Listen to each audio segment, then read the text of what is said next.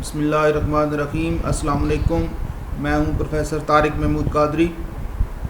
Introduction to mechanics by Q K Ghauri हम study कर रहे हैं। आज उसका 5th लेक्चर है और आज के लेक्चर में हमारा जो टॉपिक है वो है movement of a force about a point, और फिर उसी की बेस पे आगे उससे रिलेटेड जो थ्योरम है रिग्नान्स थ्योरम वो हम स्टडी करेंगे। तो चलते हैं आज के टॉपिक की तरफ। मूवमेंट, जिसको टॉर्क भी कहते हैं, इससे क्या मुराद है पहले हम इसको डिफाइन करते हैं। Tendency of a force to rotate a body about a point is called movement और टॉर्क ऑफ दैट फोर्स। यानी किसी फोर्स के अंदर वो सलाहियत या किसी फोर्स की वो एबिलिटी जिसकी बेस पे वो किसी बॉडी को रोटेट करवाती है वो टॉर्क या मूवमेंट कहलाती है। फर्ज करें कि हमारे पास एक बॉडी है जिसके ऊपर एक फोर्स एक्ट कर रही है ए पॉइंट के ऊपर, और ये बॉडी जो है वो रोटेट कर सकती है ओ के अबाउट। ठीक है जी, जो उसका पॉइंट ऑफ रोटेशन है। फर्ज करें मेरे पास एक सपोज कर लेते हैं कि एक साइकिल का टायर है या गाड़ी का एक टायर है, तो वो इस पॉइंट के अबाउट जा रहा है, एक पॉइंट के अबाउट वो रोटेट कर सकता है। तो वो यहाँ पे इस पे वो पॉइंट जो है वो ओ है, और हम उसके किसी एक पॉइंट के ऊपर यहाँ पे फोर्स जो है वो एफ अप्लाई कर रहे हैं। ठीक है जी, तो इस फिगर में भी यहाँ ए पॉइंट वो है जहाँ पे फोर्स लग रही है और ओ के अबाउट बॉडी रोटेट कर सकती है। फिर हम देखते हैं कि इस फोर्स का जो टॉर्क है इस बॉडी के ऊपर वो क्या होगा और उसका फार्मूला हमारे पास क्या बनेगा। तो consider a force F acting on a rigid body which tends to rotate the body about O। यानी एक फोर्स F है जो बॉडी के ऊपर लग रही है और वो उसको रोटेट करवाना चाहती है about O। Take a point, any point A, कोई भी एक पॉइंट हमने A ले लिया है on the line of action of force, यानी वो डायरेक्शन जो उसकी लाइन ऑफ एक्शन है फोर्स की, उस डायरेक्शन में हमने एक पॉइंट ले लिया है जिसको ए कहा है। Let R be the position vector. ये जो आर है ये क्या है, एक पोजीशन वेक्टर है किसका, इस पॉइंट ए का with respect to O. Then movement of force about O, यानी अबाउट ओ के जब बॉडी रोटेट करेगी तो मूवमेंट क्या बनेगा उसको हम डिफाइन करने लगे हैं। वो होता है cross product of position vector and that force, यानी दैट इज एम से उसको डिनोट करते हैं। आर क्या है, पोजीशन वेक्टर है, और एफ क्या है, वो फोर्स है। दोनों का क्रॉस प्रोडक्ट ये आ जाएगा मूवमेंट। अब अगर इसकी हम मैग्नीट्यूड ले लेते हैं दोनों तरफ हमें, तो ये बन जाएगा, दोनों तरफ हमने उसका मार लगा दिया।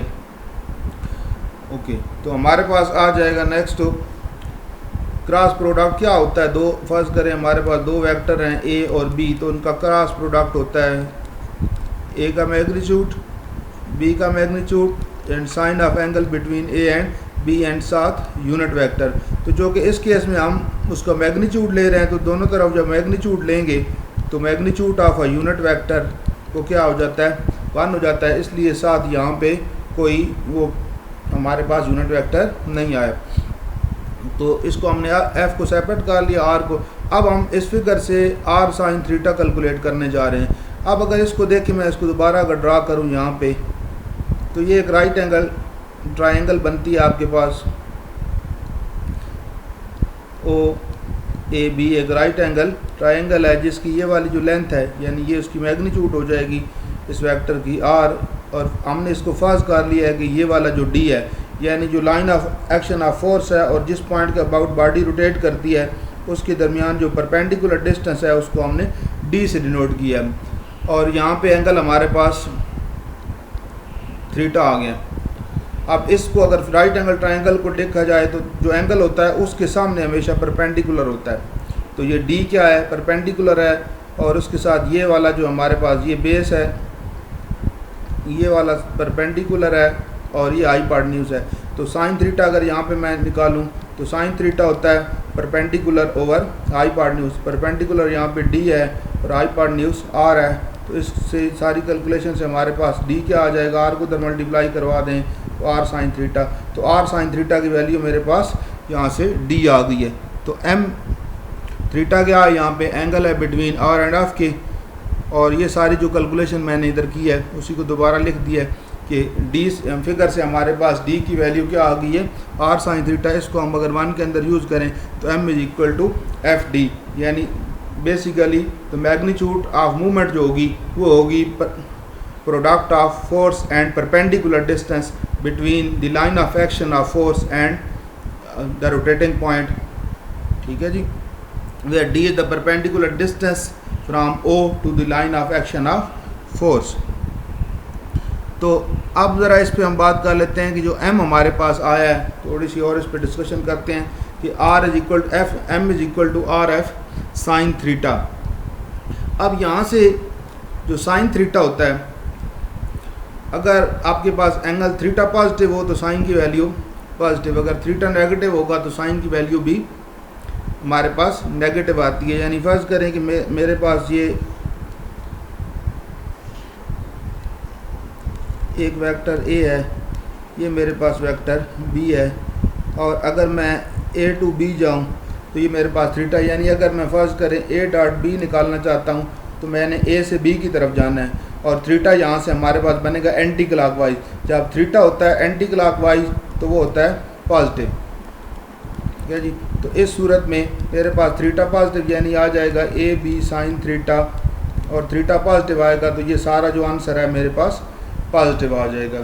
और अगर मैं फर्ज करें यहाँ पे निकालना चाहता हूँ, यही मेरे पास दो वेक्टर्स हैं, और मैं अगर लेना चाहता हूँ बी क्रॉस ए, बी से ए की तरफ, उस सूरत में मेरे पास जो थीटा बनेगा वो बनेगा क्लॉकवाइज, और क्लॉकवाइज लें तो वो होता है नेगेटिव। तो यानी बी डॉट ए अगर मैं निकालूंगा तो मेरे पास आ जाएगा बी ए साइन माइनस थीटा और साथ एन, तो जो माइनस है वो बाहर आ जाएगा, तो मेरे पास आ जाएगा माइनस बी ए साइन थीटा एन।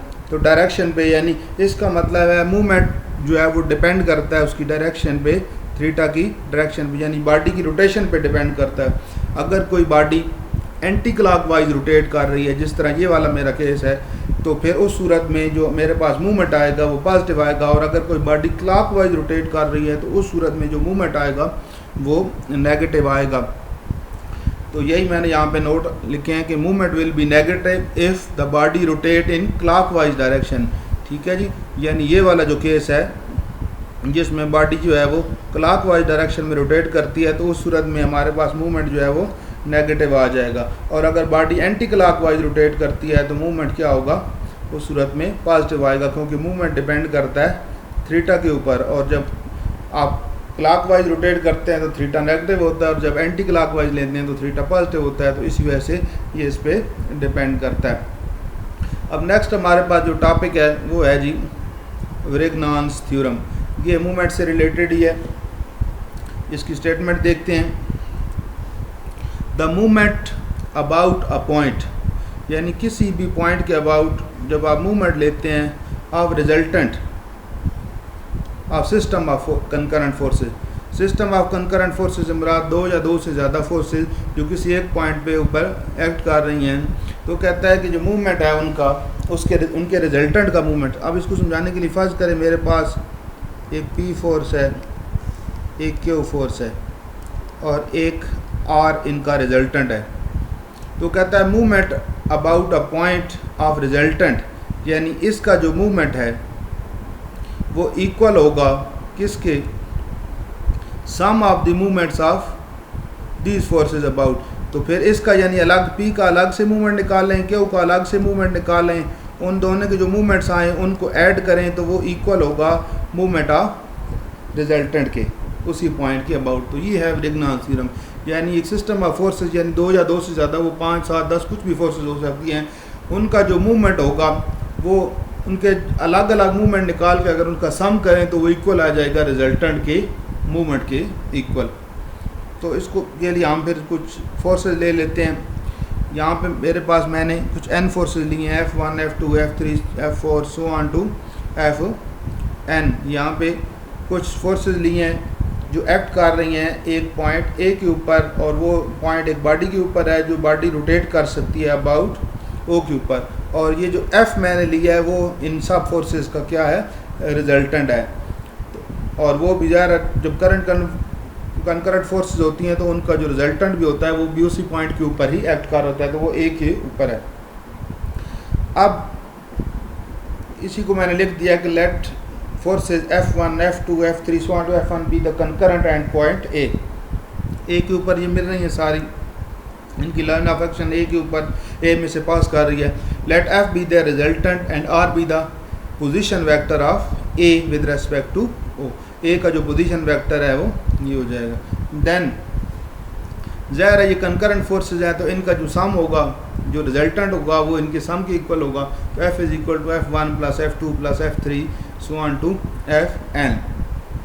अब मैं क्या करूँगा, चूँकि मुझे मूवमेंट चाहिए तो मूवमेंट के लिए मुझे R क्रॉस F निकालना है। तो इस 1 के साथ क्या करता हूँ, ये जो मेरे पास इक्वेशन बनी है इसके साथ मैं R का क्रॉस ले लेता हूँ। R cross F is equal to R cross sum of these forces, right side. अब इसको मैं एक्सटेंड कर देता हूँ, ये R क्रॉस F जो है वो M हो जाएगा। तो R cross F1 plus R cross F2 and so on, और इसको फर्स्ट करें मैं M1 M2 M3 M2 so on to M1। तो आप देखें यहाँ पे मेरे पास क्या आ गया है, sum of the movement of the forces M1 plus M2 M3 so on to Mn is equal to the movement of resultant. तो यही मुझे चाहिए था, where M is the movement of resultant of forces about O and M1 plus M2 plus M3 plus so on to plus Mn is the sum of movement of forces about the same point. तो यही मेरा theorem था और यही मैंने prove करना था, ठीक है जी। The sum of movement of forces about a point is equal to the movement of the resultant about that point. तो आज के लेक्चर में इतना ही, मिलते हैं नेक्स्ट लेक्चर में एक नए टॉपिक के साथ। चैनल को सब्सक्राइब करना ना भूलिए और अपने दोस्तों के साथ ज़रूर शेयर करें ताकि ज़्यादा से ज़्यादा स्टूडेंट्स इससे मुस्तफ़ीद हो सकें। अल्लाह हाफिज़।